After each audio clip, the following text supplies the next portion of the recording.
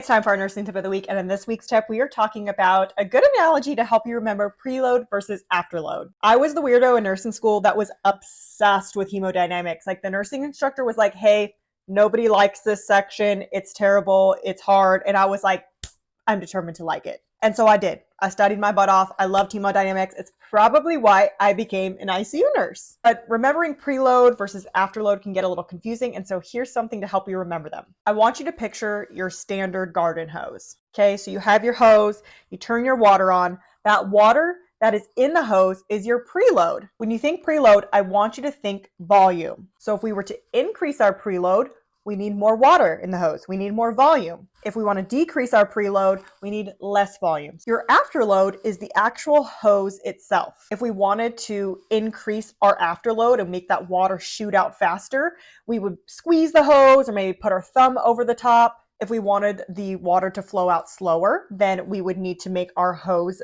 bigger. And so when you think afterload, I want you to think resistance. So think vasoconstriction and vasodilation. Some things that impact your afterload are your vessel wall size, if there's any impedance, right? Like if you had a hose and your kid shoved a bunch of mud down in it, it would affect the flow of the water coming out. That is your afterload. I hope this gives you a fun way to remember preload versus afterload. Let me know if you have any questions.